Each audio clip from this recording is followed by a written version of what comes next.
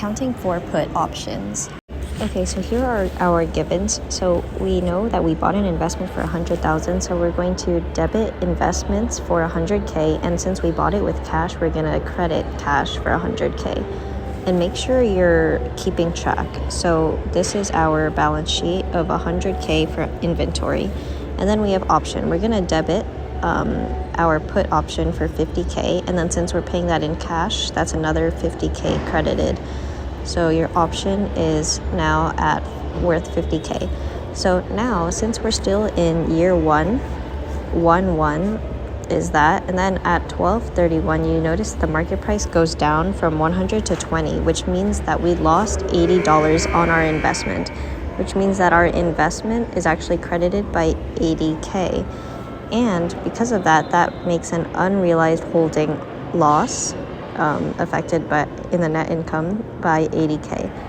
Okay, so investment, so that's minus 80K for investment, and then you have unrealized holding loss net income under investment, so your investment has a loss of 80K. Okay, and then what we're gonna do is time value of money. Well, okay, now because we lost 80K, because of that, our option actually gains 80K. So plus 80K for the option and unrealized holding gain under the option for 80K. So your option now has a gain of 80K. And then, so this part is important for the deferred tax asset and liability accounting. So the last thing we need to do to complete this three set is the time value of money, which we see goes from 50 to 40, which means 10K, because we bought 1,000, so that's per share. So our option is credited because we lost 10,000 in value, so that's minus 10K, and that's unrealized holding loss net income affected to options of loss of 10K, so that's 10K there. Okay, now that we're done with that, we're going to basically take a look at this. So 80K plus minus 10 means a 70K gain in the option, which creates a deferred tax liability. So we're going to bring that over to here, and then still under 1231 under tax accounting, it's 70K gains. So that means that's a deferred tax liability, which is credited for 70K times 0.2, because that's the tax rate, which is 14K. So DTL is 14K, and income tax expense is debited for 14K, and then we're going to do the same thing. So our loss of 80K creates a deferred tax asset of 16K, so then deferred tax asset is debited, so that's 16K, and then ITE is credited for 16K. Okay, so that's all we have for year 1.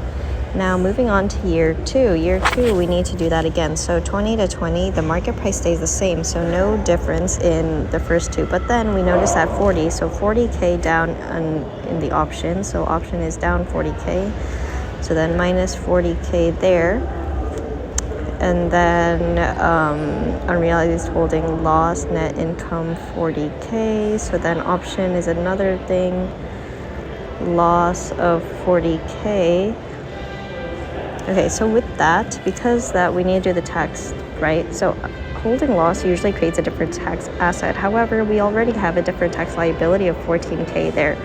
So since we were going to do a DTA of 40K times 0.2, which is 8K, we're actually going to debit deferred tax liability to reverse or like reduce by 8K the DTL account.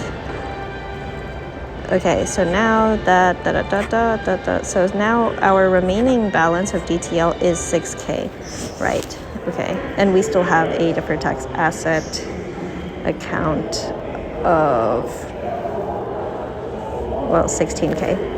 Okay, so that's the entries for that. But now let's say we want to sell it, right? Because we bought the option lets us sell it. So we receive cash for 100K because we're allowed to sell it at $100 per share times 1,000 cash. But then because 100,000 cash, Our investment is down 20K because that's all we have left, right? Remember here, 100K minus 80K is 20K. That's all you have left. So now we have zero investment. That's gone. And then the option is the remaining 80K, which we can see here because 50 minus 10 minus 40, we're left at 80K. But then we cross that out. So we're done with our investments, done with our options. And that means that, right? But because we have a new cash balance thing, we do have income tax payable, but we're going to look at here, reverse the DTL and DTA accounts. This is the easiest. So DTA is a debit, so we're going to credit DTA for 8K. Oh no, sorry, that's not right. DTA, where was it? DTA 16K. So we're going to debit DTA for 16K, so that crosses out. We're done with our DTA, and then we're going to debit DTL for 6K, which means we can use ITP as our plug for 10K, and that is done. Okay, let's check the answers. What do we have here?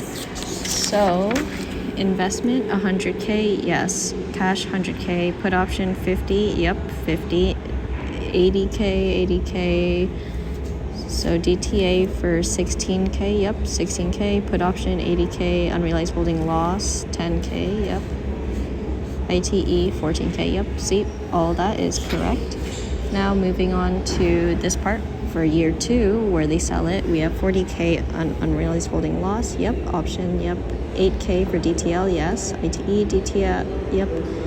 Okay, so 80K and 20K make 100,000 in cash. That's where I got 100,000, and then the put option is 80K, investment 20K, and then we want to eliminate. So DTA 16K, DTL 6K, ITP 10K. As you can see, that is how you do it.